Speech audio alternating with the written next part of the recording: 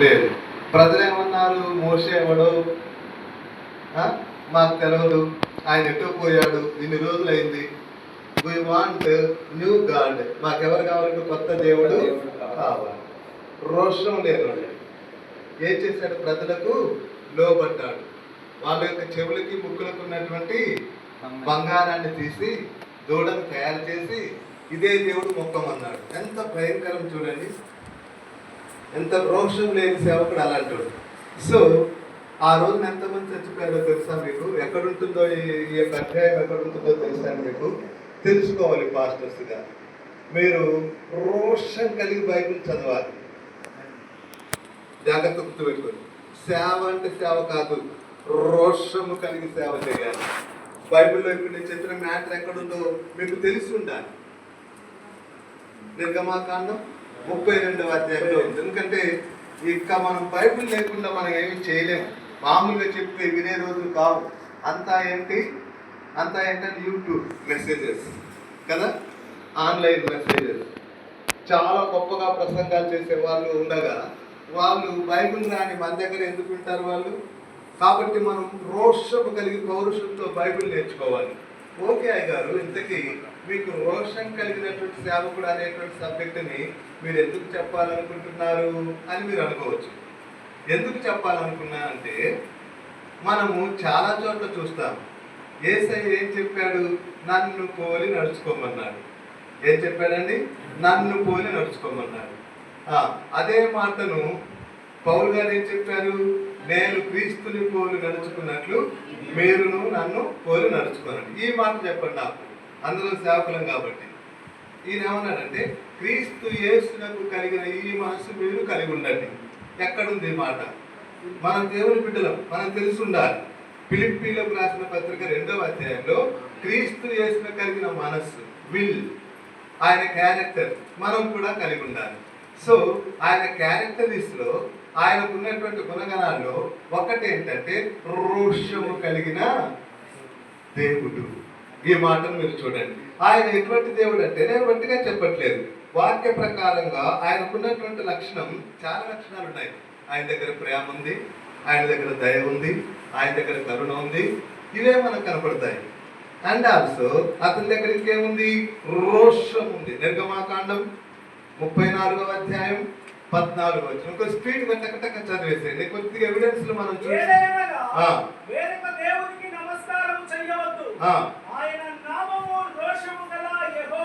దేవునికి స్తోత్రం, హల్లెలూయా. ఆయన ఎటువంటి వాడంట? రోషము కలిగినటువంటి దేవుడు. దేవునికి స్తోత్రం, హల్లెలూయా.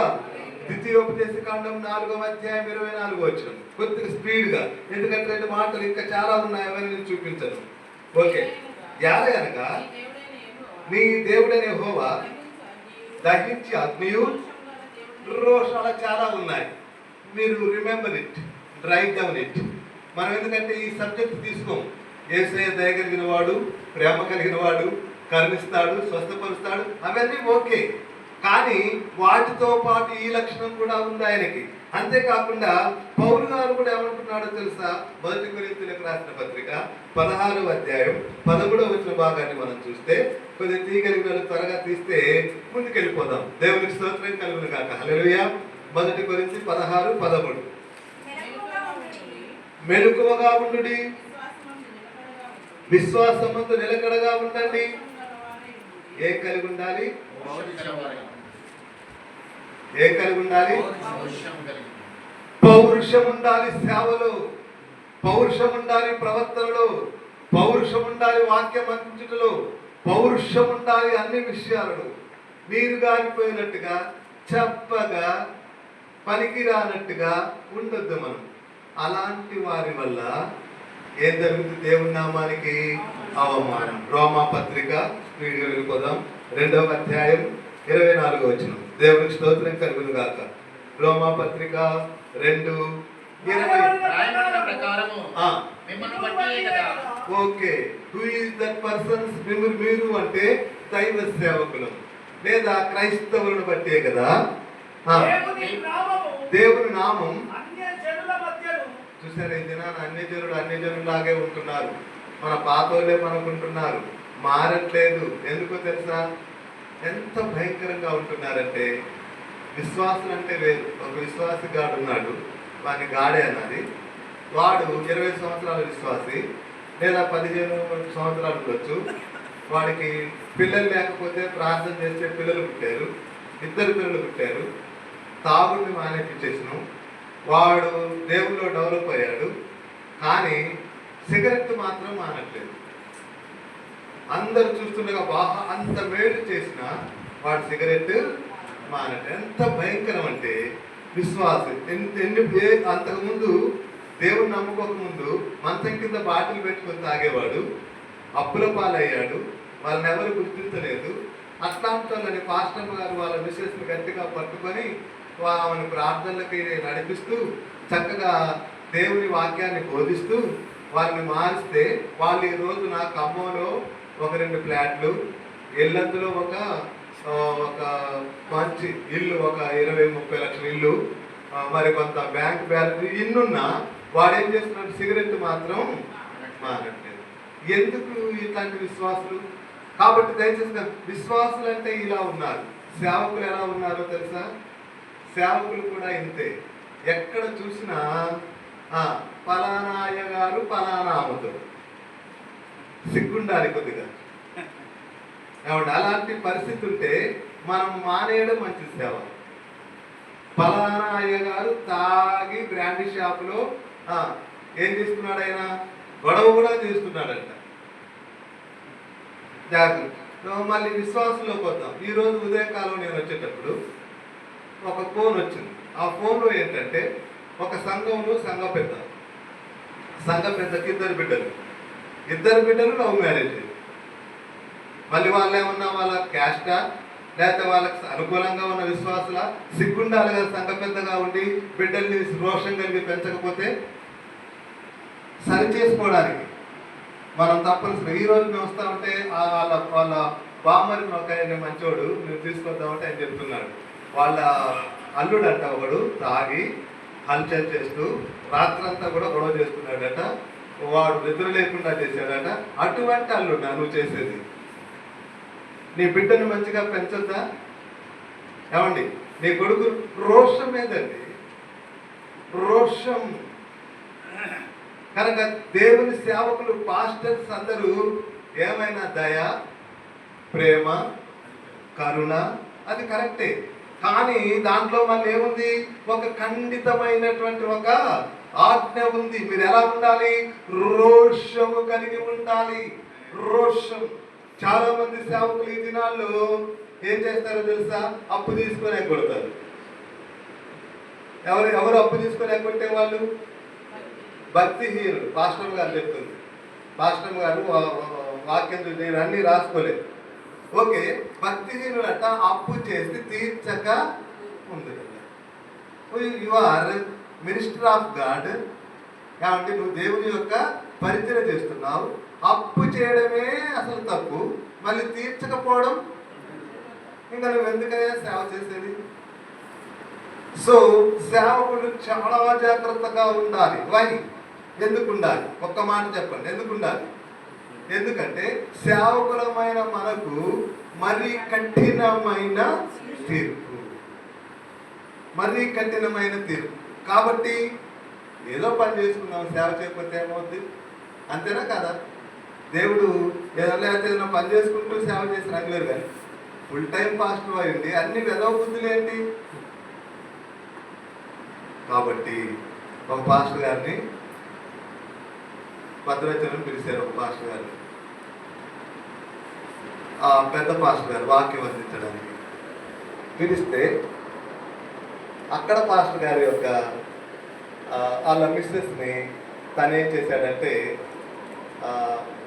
వేరే విధంగా ప్రవర్తించి తను అక్కడ పాపం చేస్తే అసలు ఏం పేపర్ కూడా ఎక్కింది ఈ విషయం.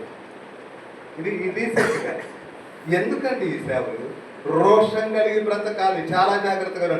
బట్ ఈ విధంగా చెప్పుకుంటూ పోతే నేను చెప్పాను కదా, I have 2 hours message in my mind, but time is very short కనుక I want to close my message very very shortly. So ఒక్క విషయం, ఇప్పుడు మనం ఆది కాండం ఉంది. ఆది కాండం, this is the first book of Bible. ఆది కాండాన్ని ఎవరు రాశారంటే చాలా మందికి తెలియదు. ఎవరు రాసుంటారు? ఎవరు రాసుంటారు? కొంతమందికి డౌట్గానే చెప్తున్నారు. సోని ఎప్పుడు రాశాడు? అది కూడా తెలవాలి, మనకి టైం తెలవాలి. We are fastest time. యేసు ప్రభు వారు పుట్టక ముందు 1400 సంవత్సరాల క్రితం రాశాడనేది ఒక ఐడియా ఉండాలి, ఖచ్చితంగా చెప్పకుండా. ఓకేనా? సో ఆది కాండం మొత్తం అధ్యాయాలన్నీ చూసారా? మనం ఫస్ట్ బుక్లోనే మనం మైనస్ అయితే you have no subject, you don't know about Bible and scriptures. మనం ఏం సేవ చేస్తాం? మిమ్మల్ని అంటున్నాను, నేను బాధపడతాను. You are all my brothers and some persons are sons. నేను చెప్పకపోతే ఇంకెవరు చెప్తారు? మిమ్మల్ని తిట్టాలని, మిమ్మల్ని కించపరచాలని కాదు. సో మనం ఇంత లెస్ నాలెడ్జ్ కలిగి ఉండి మనం సేవ చేస్తే సేవ డెవలప్ కాదు. అందుకే నేను చెప్తున్నాను.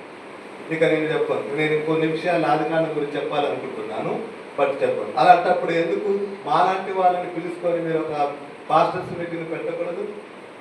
ఎప్పుడు అదే నాలెడ్జ్లో ఎందుకు ఉండాలి? కాబట్టి మీకు ఆదికాండమే తెలియకపోతే నిర్గమాకాండం ఎట్లా తెలుస్తుంది? ప్రకటనలు తెలుస్తుంది. చెప్పుకోవాలి, చిన్న చిన్న గ్రూప్స్ పెట్టుకోవాలి, మీ కొరకైనా పిలుచుకోవాలి మీరు. సో రోషన్ మనందరికీ తెలుసు. ఆదికాండం 14వ అధ్యాయంలో ఏముంది? ఎవరికైనా ఐడియా ఉందా? ఏమన్నా ఏముందో నేనే చెప్తాను. ఏముందంటే అక్కడ లోతుని ఎవరు తీసుకెళ్లారు? ఎవరు తీసుకెళ్లారు? సొదొమ గొమొర్రాలో ఉన్నటువంటి లోతుని ఎవరన్నా మీకు ఐడియా ఉందా? రాజుగారి పేరు 14వ అధ్యాయంలో మీరు చూస్తే. సరే, మంచుకు ఒక మాట చదవండి. 14వ అధ్యాయం 21వ వచనం చదవండి. 21.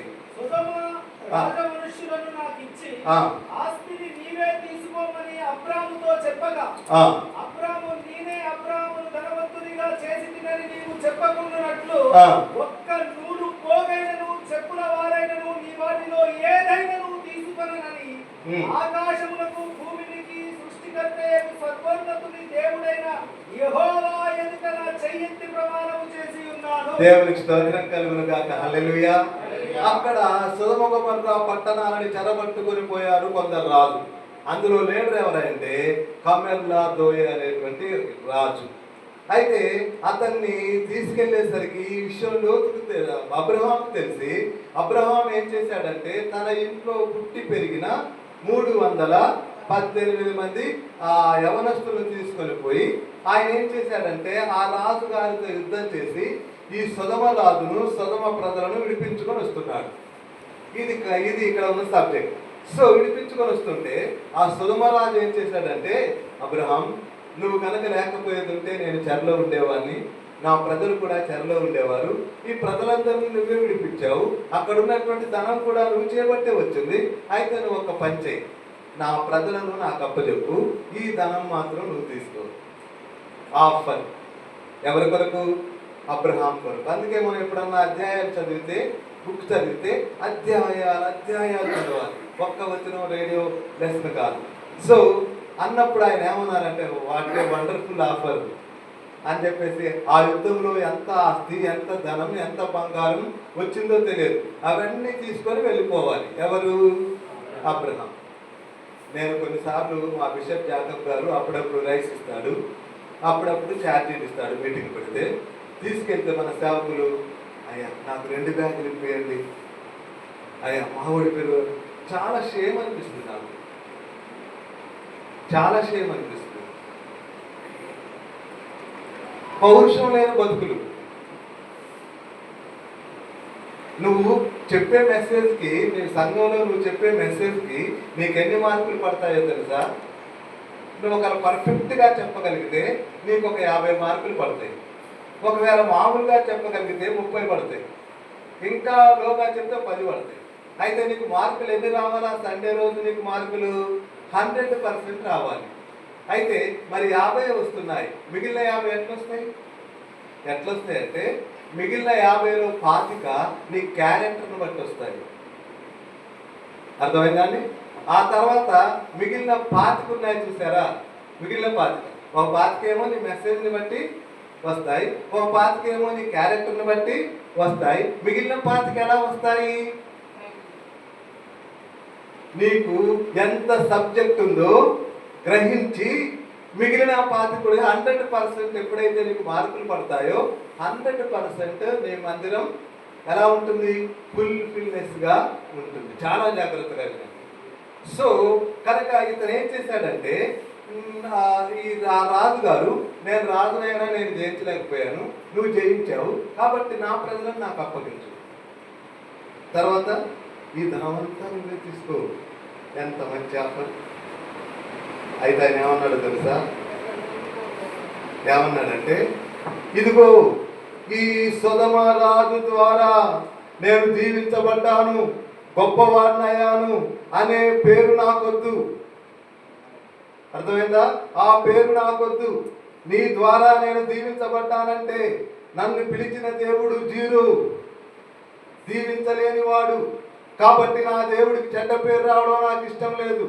నా దేవుని ద్వారానే నేను దీవించబడాలి. హల్లెలూయా, హల్లెలూయా, హల్లెలూయా. హల్లెలూయా. మనం ఆ విధంగా పౌరుషంగా మనం సేవ చేస్తే మన యొక్క సంఘస్థులు మనల్ని ఏం చేస్తారు? గుర్తిస్తారు. బట్ అలా చేయలేకపోతున్నాం. ట్రై చేయండి, ప్రయత్నించండి. ఈ రోజున ఎక్కడ సేవ జరుగుద్ది? ఎక్కడ 4 రూపాయలు ఇస్తారు? ఎక్కడ ఒక మంచి భోజనం దొరుకుతుంది? అది కాదు మనం ఆలోచించాల్సిన. ఈ రోజున మన సంఘస్థులను ఎవరిని విజిట్ చేయాలి? ఈ రోజున మన సంఘస్థుల్లో ఎవరి దగ్గర ప్రార్థన పెట్టాలి? ఈ రోజున ఒక కొత్త ఆత్మ ఎక్కడ పట్టుకోవాలి? ఇది ఆలోచించాలి. ఇది లేదు, పౌరుషం లేదు, కష్టమొద్దు, నడవద్దు, సుఖం కావాలి. పౌరుషం లేని బ్రతుకులు, సంఘాలుండవు, దశభాగాలుండవు, ఎప్పుడు ఇలాగే ఉంటాం. కనుక ప్రియమంటులారా, మనం ఆహారం బాబురావు గారు కాదు, జాకబ్ గారు కాదు, నెహమ్యా గారు కాదు, మోజెస్ గారు కాదు, లేకపోతే ఎదురుమంటి మోజెస్ గారు కాదు, లేకపోతే మారనాథ మోజెస్ గారు కాదు.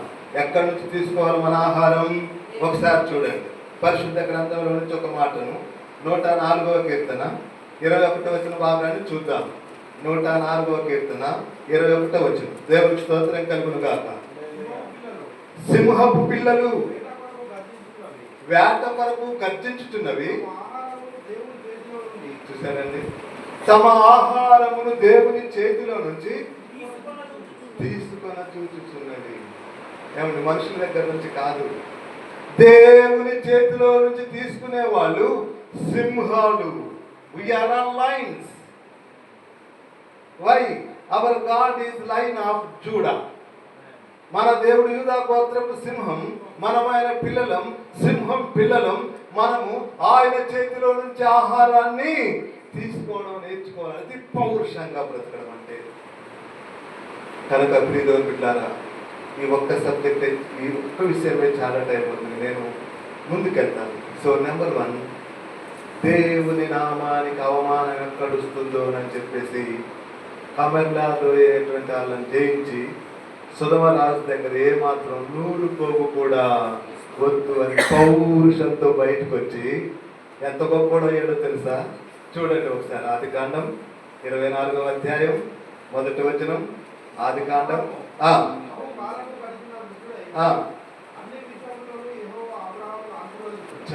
ఎవ్రీథింగ్. అదే విధంగా ఆదికాండం 24:34 కూడా చూడండి. 24:34 కూడా. అంతటా ఇట్లా నేను అబ్రహాము దాసుడను, యెహోవా నా యజమానిని బహుగా ఆశ్రయించాడు కనుక అతడు గొప్పవాడయ్యాడు. అదే 11వ అధ్యాయం, ఆదికాండం 11వ అధ్యాయం. అబ్రహాము వెండి బంగారములు కలిగి దాసదాసీలు కలిగి, అక్కడ చూసారు, అబ్రహాము వెండి బంగారమును. ఎందుకంటే పౌరుషం కలిగినోడు అలాగే ఎదుగుతాడు. పౌరుషం లేనోడు మనుషుల్ని చంపుతాడు, తను కూడా చంపుకుంటాడు. పౌరుషం లేని సిగ్గు లేనోడు ఒకడు ఉన్నాడు బైబిల్లో. చాలా మంది ఉన్నారు. బట్ ఆయన మళ్ళీ మందిరంలో ఒక పెద్ద పాస్టర్ గారి దగ్గర ఏం చేస్తున్నాడు? అసిస్టెంట్ పాస్టర్గా పనిచేస్తున్నాడు. చూసారా, అసిస్టెంట్ పాస్టర్గా పనిచేస్తుంటే సారీ టైం అయిపోతుంది, నేను ముగిస్తాను. పని చేస్తుంటే అక్కడ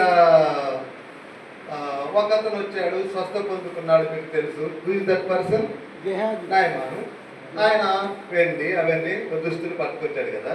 పట్టుకొస్తే ఇది ధనం సంపాదించుకోవడానికి సమయమా వద్దన్నాడు, పంపించాడు కదా. పౌరుషం, నా దేవుని పని ఉంది, పంపించాడు కదా. ఇంకోడు ఉన్నాడు సిగ్గులేనోడు, పౌరుషం లేనోడు. వీడు కష్టపడ్డు, అయ్యగారి దగ్గర ఉంటారు కానీ నేర్చుకోరు, వాళ్ళ పనులు వాళ్ళే అసిస్టెంట్స్. ఎంత భయంకరం అంటే, ఇక ఎప్పుడైతే వాడు పట్టుకొని వెళ్ళాడో, దొంగతనంగా వెళ్ళాడు వెనకాల. చూసారండి, అయ్యగారికి తెలవకుండా కొంతమంది పనులు చేస్తూ ఉంటారు, ఇలాంటి పనులు. దొంగతనంగా వెళ్ళాడు. వెళ్ళి ఇప్పుడే మా అయ్యగారి దగ్గరికి వేరే సేవకులు వచ్చారు, సో కొంత బంగారం కొన్ని దుస్తులు వెండి ఇమ్మన్నాడని అబద్ధమాడి, అబద్ధికులందరూ అగ్ని గంధకములతో మండుకుండములో పాలు పొందుదురన్న, I don't care, I want money, gold and silver. అది కావాలి, అగ్నిగుండం కాదు, ఏది కాదు. నాకేం కావాలి? ధనం కావాలి. ఏం తెచ్చుకున్నాడు? చాలా మంది అనుకుంటున్నాం అది కావాలి ఇది కావాలని వాటి వెనకాల పరిగెత్తితే అవన్నీ మనకు దూరం అవుతాయి. కానీ దేని వెనకాల పరిగెత్తాలి? దేని వెనకాలంటే మత్తయి సువార్త 6లో నా రాజ్యమును నా నీతిని మొదట వెతకండి. దేవుని స్తోత్రం, హల్లెలూయా. సో నేను ఒక ఇద్దరు ముగ్గురు గురించి పరిచయం చేద్దాం అనుకున్నాను, బట్ టైం లేదు, టైం అయిపోతుంది. మీ పేషెన్సీ నాకు తెలియదు, నాకు ఇచ్చిన టైంలో నేను క్లోజ్ చేయడం మంచిది. ఓకే, రెండవదిగా నెంబర్ 1 ఏంటంటే, ఇతడు అబ్రహాము ఏం చేశాడు? దేవుని మహిమ నిమిత్తం రోషం కలిగి ఆ యొక్క ధనాన్ని తీసుకోకుండా దేవుని నామానికి ఘనత తెచ్చి అధికంగా ఆశీర్వదించబడ్డ రోషము కలిగిన అబ్రహాము. ఓకే, నెక్స్ట్ ఇంకొక వ్యక్తిని చూపిస్తాను. 10 మందిని చూపించాలి, బట్ టైం లేదు. ఇశ్రాయేలీలందరూ కూడా బయలుదేరి వచ్చేసారు, కనాన్ దేశానికి వెళ్ళడానికి వచ్చారు. కనాన్ దేశానికి వెళ్ళే ముందు వాళ్ళందరూ ఎక్కడ ఆగారు? మోయాబు మైదానంలో ఆగారు. మోయాబు మైదానం దగ్గర అక్కడ యుద్ధం జరుగుతూ ఉంది. ఆ యుద్ధం జరుగుతున్న సమయంలో బిలాము ఏం చేశాడు? బిలాము దగ్గరికి వీళ్ళు వెళ్ళి ఇశ్రాయేలు ఏం చేయాలి, వీళ్ళు శపించాలని బిలాముకు చెప్తే దేవుడు అతని నోటిని ఏం చేశాడు? మార్చి పడేశాడు. శాపానికి బదులు ఏమొస్తుంది? దీవెన వస్తుంది, ఆశీర్వాదం వస్తుంది. కనుక నాకు నోటి మాట రావట్లేదు, నా దేవుడు నా మాటను మార్చేశాడు. కనుక ఏదో ఒకటి చేసి బాలాకు రాజిచ్చినటువంటి ధనాన్ని నా దగ్గరే ఉంచుకోవాలి, అతని యొక్క ఫేవర్ నేను పొందుకోవాలని అనుకున్నాడు. కనుక ఏదో ఒకటి చేయాలి. కాబట్టి ఏం చేశాడు చివరికి? అయితే మోయాబీలారా రాజుగారు, మీకు జయం కలగాలంటే ఒక్క పని చేయండి, సిగ్గులేని పని అది, జాగ్రత్తగా. ఏంటో తెలుసా? మీ యవ్వన స్త్రీలను ఇశ్రాయేలు యవ్వనస్తుల మధ్యలోకి పోయి వారిని పాపం చేసేటట్టు ప్రేరేపించండి. లేరా ఇలాంటి వాళ్ళు?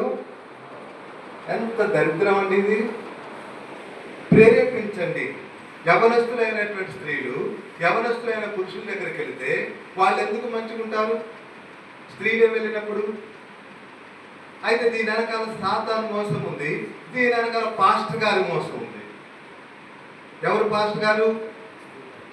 బిలాము పాస్టర్ గారండి, ప్రవక్త. బిలాము గురించి బైబిల్ ఎక్కడ ఉంటుందో తెలుసా? సంఖ్యాకాండం 22, 23 అట్లాంటి స్టోరీస్ గుర్తుపెట్టుకోవాలి. అట్లా అతను ఇట్లాంటోడు. అలా చెప్పొచ్చా? అయినా చెప్తూ ఉన్నారు చాలా మంది. ఈరోజు ఏం చెప్తున్నారో అర్థం కావట్లేదు, ఏం ప్రవచనాలు అర్థం కావట్లేదు, ఏం ప్రసంగాలు అర్థం కావట్లేదు. సో మీరందరూ ఆ విధంగా ఉండాలని నా యొక్క కోరిక. ఏ విధంగా? రోషం కలిగిన సేవకుల్లాగా ఉండాలి. సో అయితే ఇక ఆయన ఆ విధమైనది చెప్పినప్పుడు పెద్దోళ్ళు ఇవ్వాల్సిన సలహా ఏంటి? అయితే ఈ సలహా ఇచ్చేసరికి ఇక ఇదే ఛాన్స్.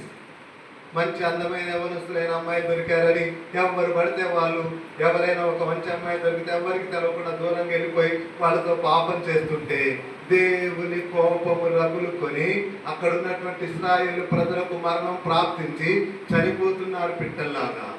25వ అధ్యాయంలో మీరు చూస్తారు, సంఖ్యాకాండం పిట్టల్లాగా చనిపోతుంటే ఇదంతా గమనించినటువంటి యవ్వన రోషము కలిగిన సేవకుడు, what is his name? Phinehas. Phinehas రోషము కలిగిన సేవకుడు. ఇద్దరు పాపం చేస్తున్నారు. What is their names? కొబ్జీ, తెలుసా మీకు? ఏంటంటే ఆ పేరు జిమ్రీ. వాళ్ళిద్దరు పాపం చేస్తున్నారు.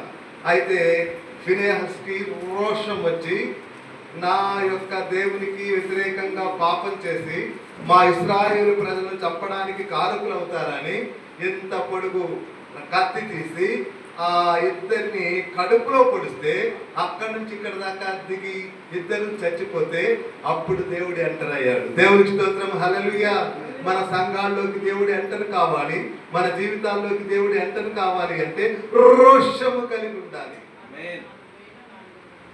ఆ రోజు 64,400 మంది చనిపోయారు. మెనీ పర్సన్స్ ఆర్ ఎలా ఉన్నారంటే విశ్వాసులను చంపేయగారు. కనుక ప్రియమైన బిడ్డలారా, విశ్వాసులను బతికించాలి మనం. కనుక ప్రియమైన బిడ్డలారా, డామినేషన్ అవసరం లేదు, మనకి గొప్పతనాలు అవసరం లేదు. మన లైఫ్ మన దేవుని దగ్గర చాలా జాగ్రత్తగా కాపాడుకోవటం కావాలి. పేరు ప్రఖ్యాతులు అవసరమే లేదు. మనకు పర్సనల్గా దేవుణ్ణి కలుసుకునేటువంటి జీవితం ఉండాలి. మన క్యారెక్టర్ని దేవుడికి చూపించేటువంటి జీవితాలు కలిగి ఉండాలి. మన పరిశుద్ధతను దేవుడు చూడాలి. దేవుడితో డైరెక్ట్ మనకి ఫెలోషిప్ ఉండాలి. అంతేకాని ఆ పేపర్లో ఉండాలి, ఇక్కడ ఉండాలి, అక్కడ ఉండాలి, వాళ్ళు పిలవాలి, వీళ్ళు పిలవాలి, అవసరమే లేదు. మా ఇళ్ళందరూ చాలా ప్రోగ్రామ్స్ జరుగుతాయి. దేనికి వెళ్ళను. దేనికి వెళ్తానో తెలుసా? మా సంఘ ప్రార్థనకి వెళ్తాను. ఎక్కడ వాటి మధ్యలో నేను ఉండను. ప్రెసిడెంట్లు, వైస్ ప్రెసిడెంట్లు వీళ్ళు అక్కడ ఉండాలని చూస్తారు. అది కాదు. మీ సంఘం, we are responsible persons. You are the ambassador. You are the mediator between you and your church people. కానీ అందులో ఉండటానికి ఇందులో ఉండటానికి ఆ దేవుడు మనకి చూసింది. So I want to close my messages. ఇది నాకు 3 hours మెసేజ్, బట్ 30 minutes కూడా నాకు టైం లేదు కనుక నో ప్రాబ్లం. ఉన్నంత వరకే మనం చెప్తున్నాం. కనుక ప్రియమైన బిడ్డలారా, ఎప్పుడైతే ఫినెహస్ వాళ్ళిద్దరిని చంపాడో అప్పుడు దేవుడు ఎంటర్ అయ్యి ఏమన్నాడు తెలుసా? ఫినెహస్, నేను వారవలేని దానిని నువ్వు వారు. ఇట్లాంటి క్యారెక్టర్ ఉండాలండి మనకి. దేవుని క్యారెక్టర్, మా దేవుడు అడ్డగోలుగా జీవిస్తే ఊరుకోడు. మొట్టమొదటిగా దేవుడు ఏం పంపించాడు? మనుషుల మీదకి చంపడానికి జలప్రలయం పంపించాడు. మీ ఇష్టం వచ్చినట్టు చేస్తే ఊరుకోడు. రోషము కలిగిన దేవుడు. తర్వాత ఏం పంపించాడు? ఇశ్రాయేలు ప్రజల మీదకి ఎదురు తిరిగిన వాళ్ళకి భూకంపం పంపించి, ఎవరా 3 లీడర్స్? ఎవరా మోషేకి ఎదురుగా మాట్లాడారు, నోరు తెరిశారు? వాళ్ళ దేవుడు రోషము కలిగిన దేవుడు. ఎంత ప్రేమ కలిగిన వాడు, అంత రోషం కలిగిన వాడు. మనల్ని కూడా అలాగే ఉండమంటున్నాడు. కనుక ప్రియ సహోదరి సహోదరుడు, ఆ విధంగా జీవిద్దాం.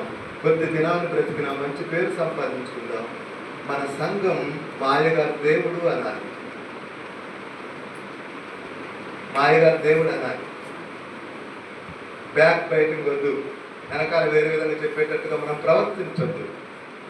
కాబట్టి మీరందరూ రోషము కలిగి అబ్రహాములాగా సేవ చేసి అబ్రహాములాగా ఆశ్రయించబడాలని.